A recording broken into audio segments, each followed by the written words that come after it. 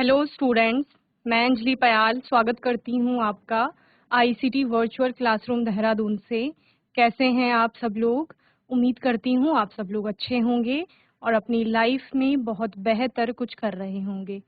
आज हम बात कर रहे हैं क्लास 12th की केमिस्ट्री की, और जैसा कि फर्स्ट चैप्टर हम लोग यहाँ पर देख रहे हैं द सॉलिड स्टेट यानी कि ठोस अवस्था।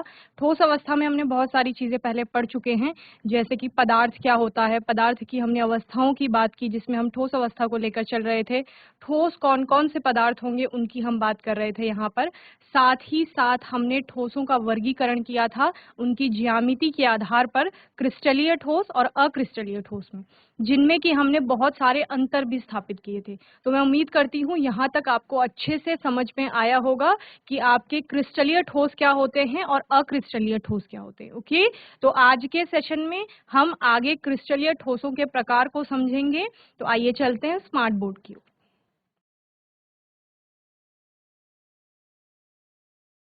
तो बच्चों, पदार्थ क्या होता है? वे सभी वस्तुएं जिसमें द्रव्यमान होता है और जो आयतन रखता है, उन सभी को आप पदार्थ की श्रेणी में रखते हैं। पदार्थ की कई भौतिक अवस्थाओं के बारे में आपने सुना है, जिनमें से 3 मुख्य भौतिक अवस्थाओं की बात करते हैं हम, जिसमें आपका ठोस, द्रव और गैस आती हैं। ठोसों के बारे में हमने आकार निश्चित, आयतन निश्चित देखा उनका। अंतरा आणविक बल की बात करते हैं तो तीनों अवस्थाओं में सबसे स्ट्रॉन्ग जो इंटरमॉलिक्यूलर फोर्स होता है वो ठोसों में ही आपको देखने को मिलता है। इसके अलावा अंतर आणविक दूरी की बात करते हैं जो कि बहुत कम होता है। संपीडिता यहाँ पर नगण्य होती है। ठीक है, इसके अलावा द्रव अवस्था की बात करेंगे तो आकार अनिश्चित हो जाता है, क्योंकि जिस बर्तन में डाले जाते हैं उसी का आकार ये ग्रहण कर। आयतन इनका निश्चित होता है। साथ ही अंतरा आणविक बल जो होता है वो ठोसों की अपेक्षा दुर्बल होता है, जबकि स्थान ठोसों की अपेक्षा ज्यादा होता है। संपीडिता की बात करते हैं तो ये संपीडनीय होते हैं, या कहीं कहीं पर आप कहते हैं कि बहुत कम इनको संपीडित किया जा सकता है।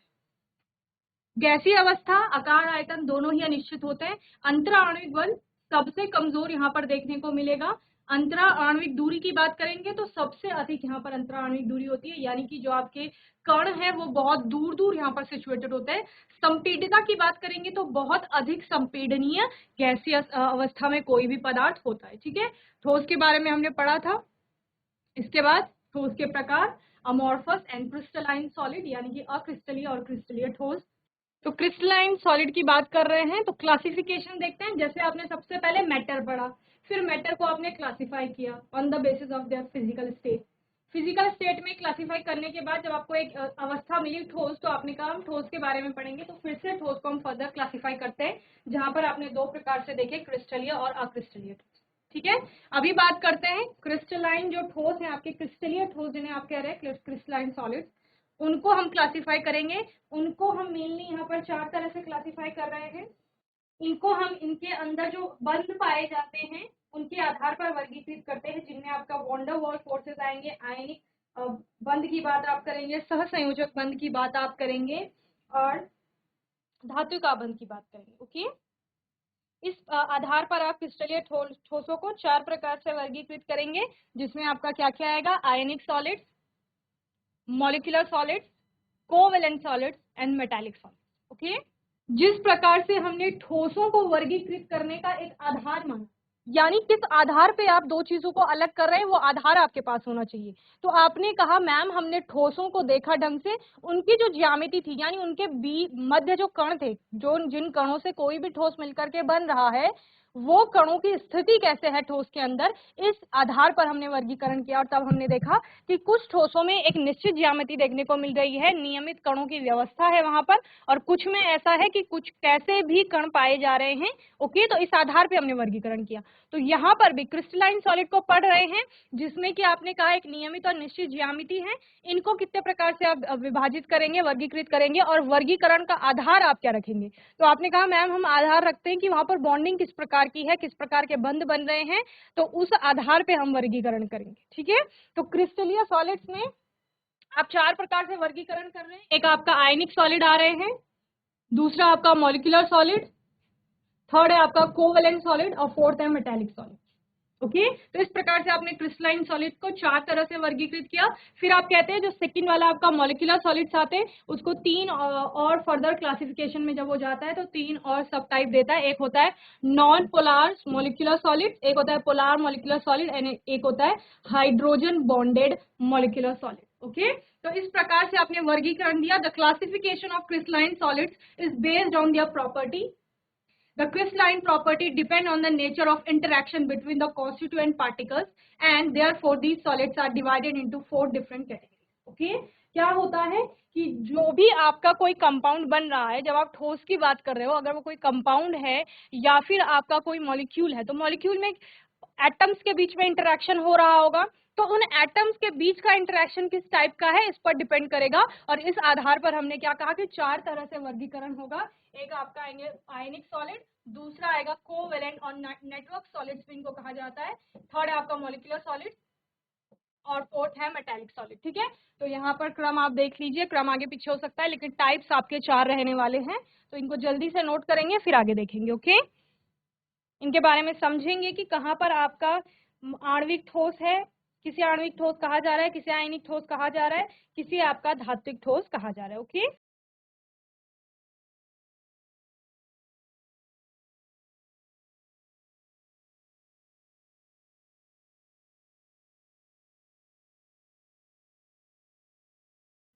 क्रिस्टलीय ठोस का वर्गीकरण। क्रिस्टलीय ठोस पदार्थों का वर्गीकरण उनके गुणों पर आधारित होता है। क्रिस्टलीय गुण घटक कणों के बीच परस्पर क्रियाओं की प्रकृति पर निर्भर करता है, यानी कि किस प्रकार की बॉन्डिंग हो रही है उस पर डिपेंड करेगा। और इसलिए इन ठोसों को 4 अलग अलग श्रेणियों में विभाजित किया जाता है: आयनिक ठोस, सहसंयोजक ठोस, आणविक ठोस और धात्विक ठोस। ओके,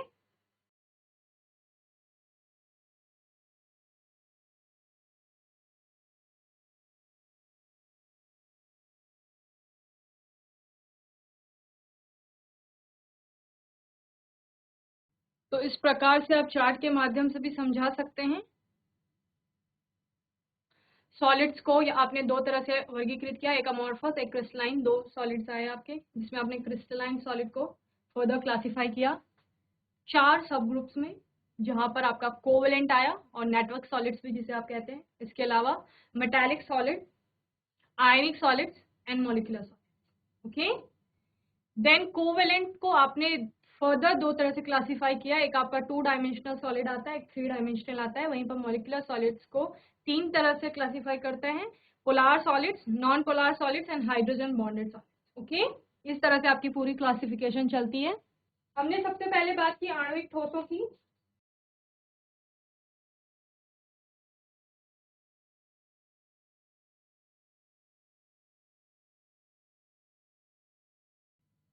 जिसको आप क्या कहते हैं, मॉलिक्यूलर सॉलिड्स भी कहते हैं। ओके, मॉलिक्यूलर सॉलिड में होता क्या है, इसके जो अवयवी घट कण होते हैं वो क्या होते हैं, यानी जिनसे मिलकर के बना होता है वो अणु होते हैं। ये अणुओं से मिलकर के बना होता है आणविक ठोस आपका। ठीक है, जैसे कि ये इसको हमने 3 तरह से क्लासिफाई किया। एक आपके आएंगे नॉन पोलार, जिन्हें हम बोल रहे थे फर्स्ट अध्रुवी,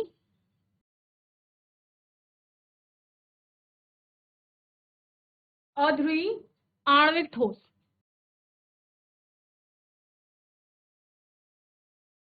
नाम से ही पता चल रहा है, जिसमें आपके पोल्स नहीं बनेंगे। ओके, इसमें आपका आता है निम्न ताप पर आप H2 को रखते हैं, Cl2 को रखते हैं, I2 को रखते हैं, यानी कि जो भी आपकी कैसे आपकी यहाँ पर हेलोजन फैमिली के जो भी आपके तत्व आ रहे हैं उनकी बात हो रही है।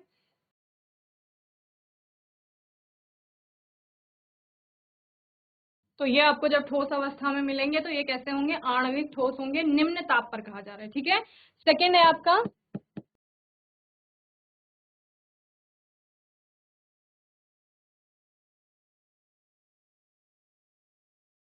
ध्रुवीय आणविक ठोस, जिनमें पोल्स डेवलप हो जाएंगे।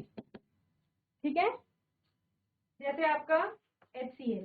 पोल्स कब बनते हैं, जब आप कहते हो कि दोनों में इलेक्ट्रॉन निगेटिविटी का डिफरेंस आता है, तो इलेक्ट्रॉन एक तरफ को, जो ज्यादा इलेक्ट्रॉन निगेटिव होगा उसकी तरफ को शिफ्ट हो जाएंगे। तो इस तरीके से पार्शियल पॉजिटिव और पार्शियल निगेटिव चार्ज वहां पर डेवलप हो जाते हैं, तो पोल्स आपके बन जाते हैं। Okay, HCl, SO2।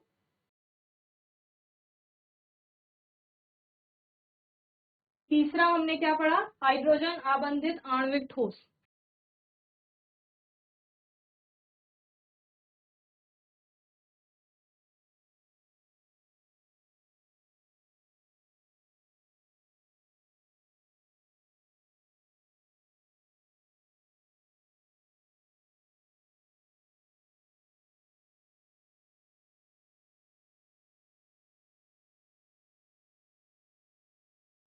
ऐसे ठोस अणु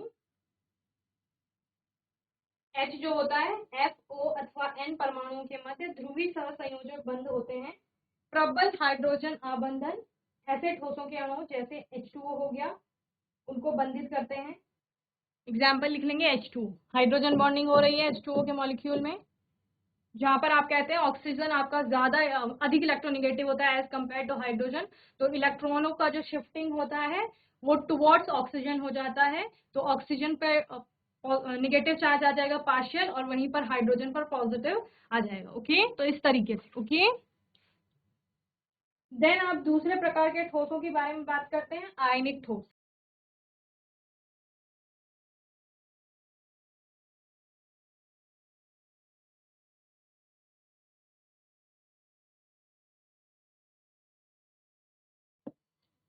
जिन्हें आप आयनिक सॉलिड्स भी कहते हैं। ओके, अब इनके अवयवी कण क्या होंगे, आयंस होंगे, ये आयन से मिलकर के बन रहे होंगे। ओके, इनका निर्माण किससे होगा, अब आयन कितने प्रकार के, अब दो प्रकार के आयन बताओगे, एक पॉजिटिव आयन होंगे एक निगेटिव, तो उन्हीं से मिलकर के ये बना होगा। और क्योंकि आपने आयनिक सॉलिड्स के बारे में पढ़ा, आयनिक कंपाउंड के बारे में आपने 10th क्लास में पढ़ा है, जब आप आयनिक कंपाउंड के बारे में पढ़ते हैं तो वहां पर क्वेश्चन आता भी है आपका कि इनके गलनांक क्वथनांक कैसे होते हैं, तो आप बोलते हैं आयनिक सॉलिड्स के जो गलनांक और क्वथनांक होते हैं वो उच्च होते हैं, तो आप यहाँ पर ये लिख सकते हैं कि गलनांक और क्वथनांक उच्च हो रहे हैं क्योंकि इनके बीच में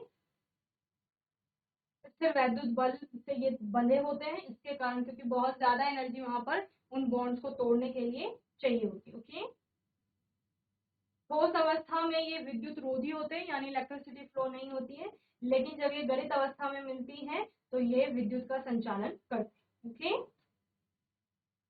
जैसे आप NaCl की बात करते हैं, घटक कण क्या होंगे, आयंस होंगे, जैसे NaCl में Na पॉजिटिव और Cl नेगेटिव। ओके, थर्ड है आपका धात्विक ठोस, मेटालिक सॉलिड जिसे आप कह रहे थे।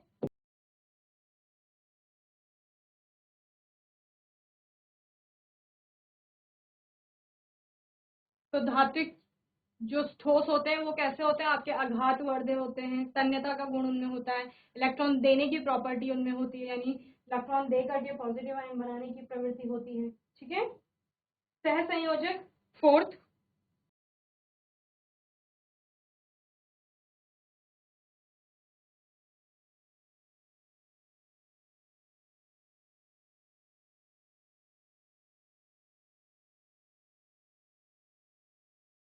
सहसंयोजक ठोस, जब किन्हीं भी परमाणुओं के बीच में सहसंयोजी बंध आ जाता है और सहसंयोजी बंध के कारण वहां पर क्या होता है, आपका एक ठोस बन रहा होता है, तो उसको आप सहसंयोजी नेटवर्क ठोस कहते हैं। ये बहुत हार्ड होते हैं, भंगुरता का गुण इनमें होता है, यानी ब्रिटलनेस। जैसे आप हीरे जैसे आप हीरे को देखते हैं, इसके अलावा आप ग्रेफाइट की बात करते हैं, तो ये सारे आपके किस में आते हैं, सहसंयोजी ठोस में आते हैं। ओके, इसके अलावा SiO2 की बात करते हैं आप, कार्बन आपका हो गया हीरा और कार्बन में ही क्या है, ग्रेफाइट भी है।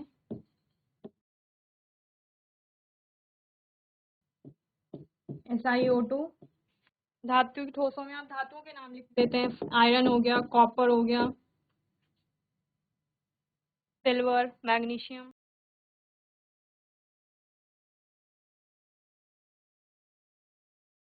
ओके, तो ये आपके हो गए चारों प्रकार के ठोस, आपकी बुक में बहुत अच्छे से समझाया गया है इसको, जिस प्रकार से हमने यहाँ पर पॉइंट समझे हैं उसी प्रकार से एक चार्ट भी दिया गया है आपकी बुक में, जहाँ पर पूरा बताया गया है कि आणविक ठोसों के उदाहरण क्या है, गलनांक कैसा है इनका, अवयवी कण क्या है, आकर्षण का बल इनके मध्य कौन सा है, भौतिक प्रकृति क्या है और विद्युत के प्रति चालकता ये किस प्रकार से प्रदर्शित करते हैं। ओके,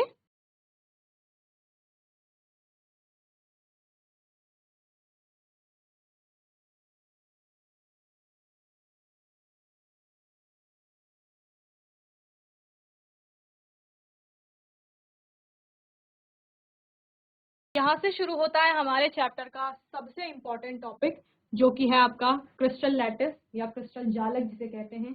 क्रिस्टल लैटिस या क्रिस्टल जालक को समझने से पहले क्रिस्टल को समझना आवश्यक है कि क्रिस्टल क्या है आपका।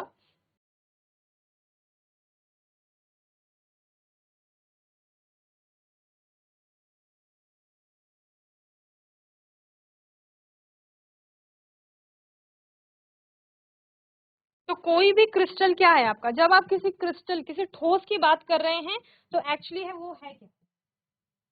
आप कहते हैं कि हमारे पास परमाणु है कोई, अणु है कोई, या कोई आयन है। नॉर्मल लैंग्वेज में या सामान्य भाषा में, समझने वाली भाषा में आप कहेंगे तो आपकी जो दीवार है वो ईंटों से मिलकर के बनी हुई है।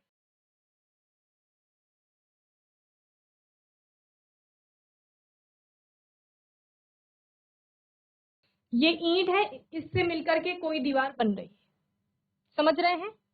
इस ईंट को ही हम क्या कह रहे हैं, परमाणु, अणु या आयन। ओके, ये डिपेंड करता है कि वो दीवार कैसी है, समझ रहे हैं। अब आप अलग अलग कंपनी की ईंटें देखते हैं तो वो अलग अलग साइज की हो सकती है, इसकी लंबाई ज्यादा हो सकती है, उसकी ऊंचाई ज्यादा हो सकती है, ऐसे अलग अलग टाइप के ईंटें देख सकते हैं आप लोग। ठीक है, आपने कभी देखा होगा कोई ईंट आपको बहुत बड़ी दिखती है साइज में, कोई दूसरी कंपनी का आप देखते हो तो वो छोटी दिखती है। तो कंपनी से यहाँ आप ठोस समझ लीजिए कि जो भी ठोस होगा उसमें परमाणु हो सकता है, या अणु हो सकता है, या आयन हो सकता है, वो डिपेंड करता है वो किस प्रकार का सॉलिड है। ओके, देन आप कहते हो कि अगर हम ईंटों को, इसके बाद कोई और दूसरी ईंट होगी,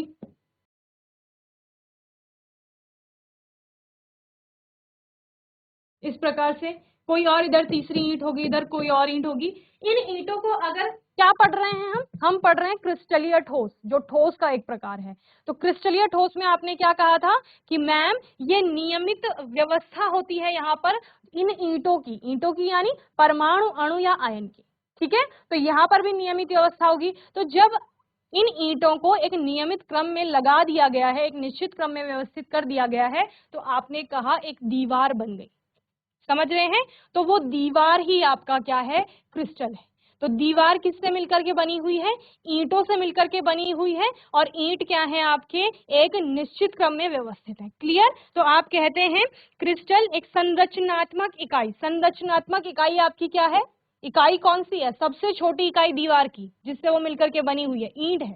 ठीक है, तो संरचनात्मक इकाई ठोस के केस में वो क्या हो जाएगी, परमाणु, अणु या आयन हो जाएगी। ठीक है ना, बुक आप नोटबुक में ईंट नहीं लिखेंगे, यानी जब क्वेश्चन आएगा तो ईंट नहीं लिखेंगे, एग्जाम्पल बता रही हूँ मैं आपको ताकि आपको समझ आ जाए। ठीक है, क्योंकि दीवार आपने देखी है, दीवार बनते हुए आपने देखी है किस प्रकार से दीवार बनती है, ईंटों को आपने देखा है, तो उससे आप को रिलेट कर पाएंगे। तो इसी प्रकार से कोई भी जो ठोस होता है, जैसे कि आपकी दीवार ईंट से मिलकर के बनी हुई है, वैसे ही ठोस भी कणों से मिलकर के बना होता है। वो कण आपके परमाणु, अणु या आयन कुछ भी हो सकते हैं। तो आप कहते हैं कि क्रिस्टल जो है आपका वो संरचनात्मक इकाइयों, जो कि परमाणु, अणु या आयन, उनको नियमित अवस्था में एक निश्चित क्रम में जुड़ने से बनता है। ठीक है, नियमित अवस्था में, एक निश्चित क्रम में, नियमित अवस्था, अवस्था उनकी फिक्स रहने वाली है, कैसे आप उनको जोड़ रहे हैं, और निश्चित क्रम होगा कि कितनी ईंटों के बाद आपको कितनी ईंटें रखनी है, एक निश्चित क्रम होता है। तो इस आधार पे आपकी दीवार बन रही है। उसी प्रकार परमाणु, अणु और आयन को जब एक नियमित अवस्था में एक निश्चित क्रम में जोड़ा जाएगा तो आपका क्रिस्टल बनेगा। ओके, चलिए तो डेफिनेशन लिखेंगे क्रिस्टल की। क्रिस्टल क्या है आपका,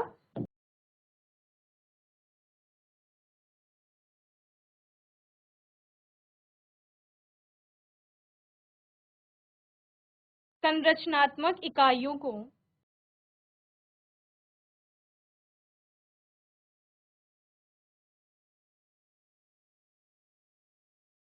नियमित अवस्था में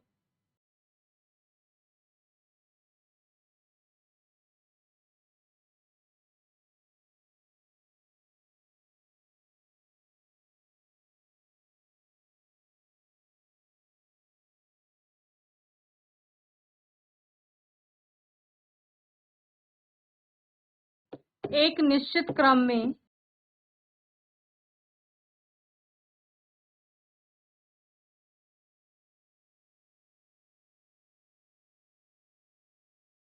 जुड़ने से बनता है।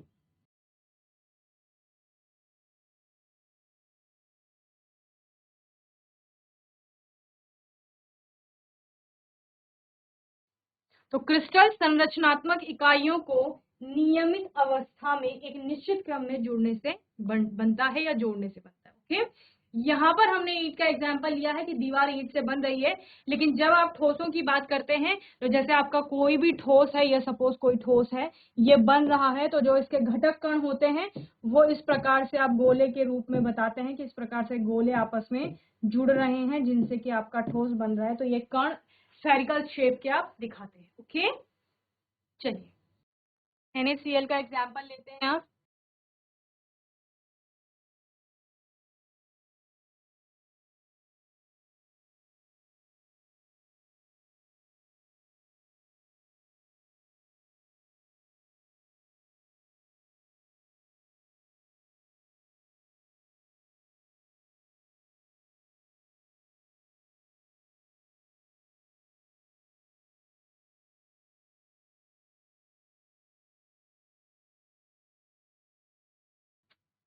तो इस प्रकार से एक निश्चित क्रम आपको देखने को मिल रहा है।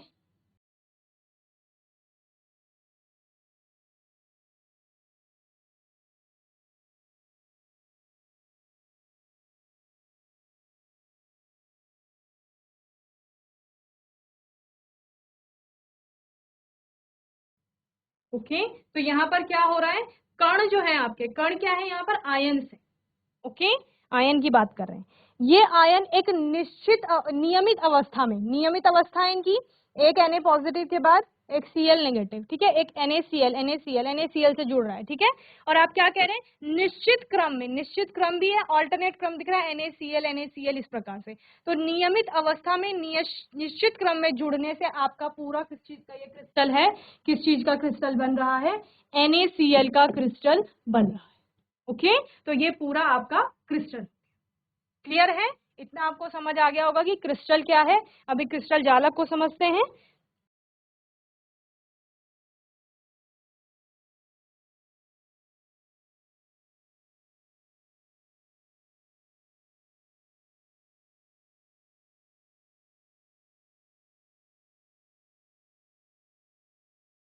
तो ये आपका क्रिस्टल हो गया। बात करते हैं क्रिस्टल जालक की। अब आप क्या करेंगे, आपने ये क्रिस्टल देखा, ठीक है, कि मैम हमने दीवार बना ली ईंट से, कैसे बनी, ईंटों को जोड़ करके एक नियमित अवस्था में निश्चित क्रम में जोड़ने से आपकी दीवार बन गई। अब आप उस दीवार की स्थिति को त्रिविम में, त्रिविम मतलब त्रि से क्या मतलब तीन, विम मतलब वीमा, तीन वीमा। जब आप एक वीमा में देखते हैं तो उसको 1D बोलते हैं, 1 डायमेंशनल, एक विमी। जब आप उसको दो विमाओं में देखते हैं किसी भी चीज को, तो उसको आप क्या बोलते हैं, द्विविमीय, 2D। और 3D आपका क्या होता है, 3 डायमेंशनल, यानी कि त्रिविम। तो त्रिविम में अब आपको उस ईंट की स्थिति देखनी है। आपने कहा था ये ईंट है, यानी कि आयन है कोई भी, इससे मिलकर के एक दीवार बन रही है, यानी कि क्रिस्टल बन रहा है। अब उनकी संरचनाओं को आप तीन विमाओं में देखेंगे, यानी कि कौन कौन सी, आपकी Y, X और Z, ठीक है। ये X एक्सिस हो गई, ये Y एक्सिस हो गई, ये Z एक्सिस हो गई। जब आप इसमें किसी भी क्रिस्टल की स्थिति या उन अनंत बिंदु जो आपके हैं, कौन से बिंदु हैं, परमाणु, अणु या आयन, ठीक है, उनकी स्थिति को जब आप देखेंगे कि किस प्रकार से उनका क्रम है, उनकी नियमित व्यवस्था किस प्रकार की है, तो उसी को आप क्रिस्टल जालक कहते हैं, ठीक है। इस प्रकार से ये आपका पूरा एक क्रिस्टल जालक है, ठीक है। क्या कहा गया, a crystal structure is made of atoms, a crystal lattice is made of points, ठीक है। जब आप क्रिस्टल स्ट्रक्चर की बात कर रहे थे तो वहां पर आपने कहा कि ये एटम से मिलकर के बना हुआ है, यानी आप परमाणु दिखा रहे थे या मॉलिक्यूल, आप अणुओं की बात करते हैं या आयन की, तो स्फेरिकल शेप का होता था, ठीक है। मैंने यहाँ पर आपको स्फेरिकल शेप के दिखाएंगे आयन, क्लियर है। वहीं पर जब आप किसकी बात करते हैं, क्रिस्टल लैटिस की बात करते हैं, तो क्रिस्टल लैटिस जो आपका होता है इज मेड ऑफ पॉइंट्स, यानी ये बिंदुओं से मिलकर के बना हुआ है। बिंदुओं से मिलकर के कैसे बना है बच्चों, जब हमने यहाँ पर कहा कि क्रिस्टल आपका स्फेरिकल शेप का दिख रहा है आपको, तो आप बिंदु कहाँ से ले आए, तो आप इन स्फेरिकल जो स्फेयर हैं, गोले जैसे हैं, इनका सेंटर पॉइंट मान लेते हैं और उन सेंटर पॉइंट को आपस में जोड़ करके क्रिस्टल लैटिस को दिखा देते हैं, जैसे इस प्रकार दिखाया गया है। तो ये जो डॉट है इसका मतलब क्या है, ये जो डॉट, ये जो आपका पॉइंट है, इसका मतलब क्या है? इसका मतलब है कि ये किसी स्फेयर का सेंटर है, ये किसी स्फेयर का सेंटर है, ये किसी स्फेयर का सेंटर होगा, ये आपका स्फेयर का सेंटर होगा। तो इस प्रकार से गोलों के जो सेंटर है, यानी उन परमाणुओं के, अणुओं के, आयनों के जो केंद्र हैं, उनके द्वारा हम क्रिस्टल लैटिस को बनाते हैं। Okay, a crystal system is set of axes, in other words the structure is an ordered array of atom, ion or molecules. Characteristic of crystal lattice, आपका जो क्रिस्टल लैटिस होता है उसकी कैरेक्टरिस्टिक क्या क्या है?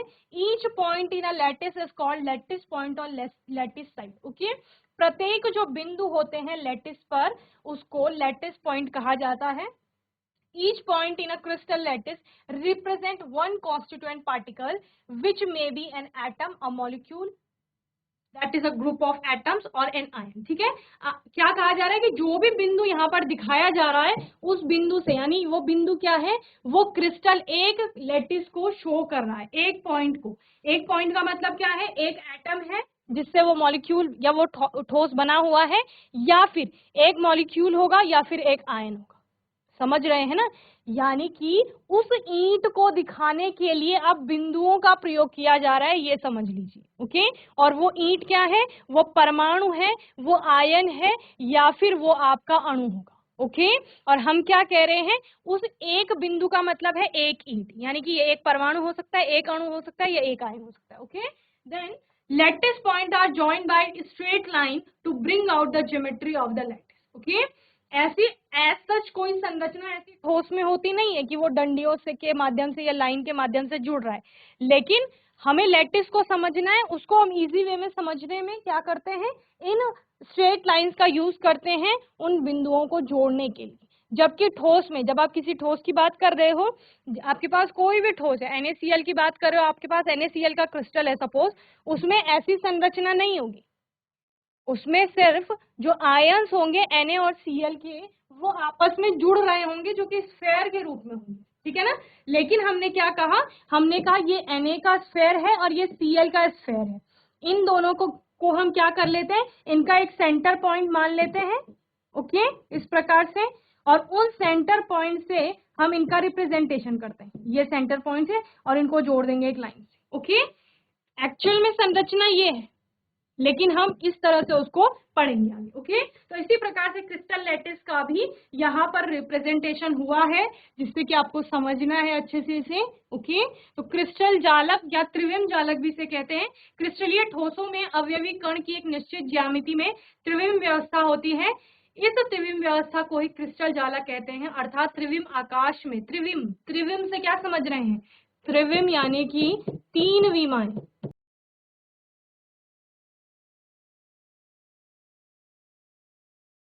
और वो तीन विमाएं कौन सी हैं? एक्स हो गया, वाई हो गया, जेड हो गया। मैंने क्या बोला? ये एक्स एक्सिस हो गई, ये वाई और ये जेड। तीनों विमाओं में जब आप उसका क्या देख रहे हैं? यहाँ पर व्यवस्था देख रहे हैं, निश्चित ज्यामिति किस प्रकार की है कण की, कण कौन सी एक्सिस पे वहां पर विद्यमान है, किस किस एक्सिस के बीच आ रहा है, इस प्रकार की आप ज्यामिति का वहां पर अध्ययन करेंगे। अर्थात त्रिविम आकाश में क्रिस्टल इकाइयों, यानी कि जो अवयवी कण है, इकाई की बात हो रहा है, इकाई यानी कि यूनिट, यूनिट यानी कि वो ईंट, और ईंट का मतलब अणु, परमाणु या आयन। ओके, की नियमित व्यवस्था को क्रिस्टल जालक या त्रिविम जालक कहते हैं। ये क्रिस्टलीय जालक एक विमीय, द्विविमीय या त्रिविमीय हो सकते हैं। किसी भी एक ही विमा में भी हो सकता है आपका कण, दो विमाओं में भी हो सकता है, और तीन विमाओं में भी हो सकता है। त्रिविम स्थिति हम इसलिए कह रहे हैं क्योंकि हमें तीनों ही विमाओं में, तीनों ही डायमेंशंस में उनको देखना है। ओके,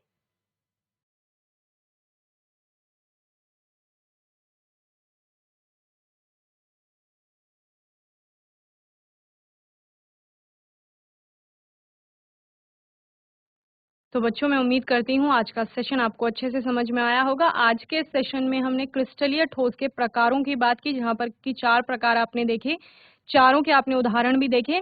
साथ ही साथ हमने क्रिस्टल के बारे में पढ़ा कि क्रिस्टल क्या होता है और क्रिस्टल जालक को शुरू किया। ठीक है, आने वाले सेशन में थोड़ा और अच्छे से क्रिस्टल जालक को समझेंगे और फिर ये समझेंगे कि क्रिस्टल जालक किससे मिलकर के बन रहा है या क्रिस्टल जालक की इकाई क्या है, और फिर उन इकाइयों के प्रकार हम देखेंगे। ओके, तो तब तक आपको अच्छे से चैप्टर को रिवाइज करना है जितना पढ़ा लिया गया है, और आगे भी आपको टॉपिक्स जो हैं आपके एक बार पढ़ लेने हैं ताकि ईजी हो जाए समझने के लिए। ओके, तब तक के लिए आईसीटी वर्चुअल क्लासरूम से जुड़ने के लिए धन्यवाद।